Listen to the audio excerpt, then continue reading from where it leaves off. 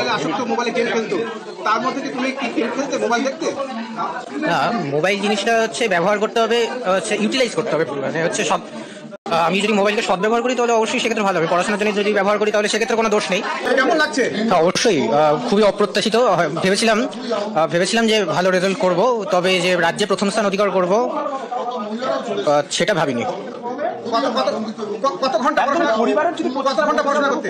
ওরকম বাধা ধরার কোনো শিডিউল ছিল না, তবে যতটুকু ইচ্ছে করতো যতটুকু।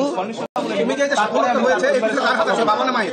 অবশ্যই সকলের হাতে রয়েছে, বাবা মা দিদি যারা আমাকে সারা বছর পড়িয়েছেন, টিচিং স্টাফ, স্কুলের টিচিং স্টাফ বা একটি প্রাইভেট টিউটার, সকলের অবদান রয়েছে। এরপরে পরবর্তী দিনে পড়াশোনা করতে চাও? আপাতত মেডিকেল লাইন পার্সিউ করার ইচ্ছে রয়েছে, তবে অন্য কোনো লাইনে যদি আমার এই 2 বছরে ইন্টারেস্ট ডেভেলপ করে তবে অবশ্যই সেই লাইনে আমি যাব। গান সিনেমার থেকে আমার একটু সাহিত্যের প্রতি বেশি অ্যাট্রাকশন রয়েছে ছোটবেলা থেকে। যখনই ফাঁকা সময় পেতাম গল্পের বই পড়তাম, এবং সেটাই। আর তাছাড়া তো পড়াশোনার জন্য সেরকম সময় পেতাম না। বলছি, এই যে তোমার বন্ধুদেরকে কি বার্তা দেবে? আগামী বছর যারা মাধ্যমিক দেবে তাদেরকে এটাই বলবো যে বাধা ধরা কোনো শিডিউল বা সেটা ফলো করে খুব একটা লাভ হয় বলে আমার মনে হয় না। নিয়মিত পড়াশোনা চালিয়ে যেতে হবে, বছরের শুরু থেকেই রেগুলারলি পড়াশোনা করতে হবে। হ্যাঁ, মাধ্যমিকের আগে কত ঘন্টা পড়তে? সেরকম বাধা ধরা শিডিউল ছিল, তবে অ্যাভারেজ বলতে গেলে 8 to 10 আওয়ার্স পার ডে।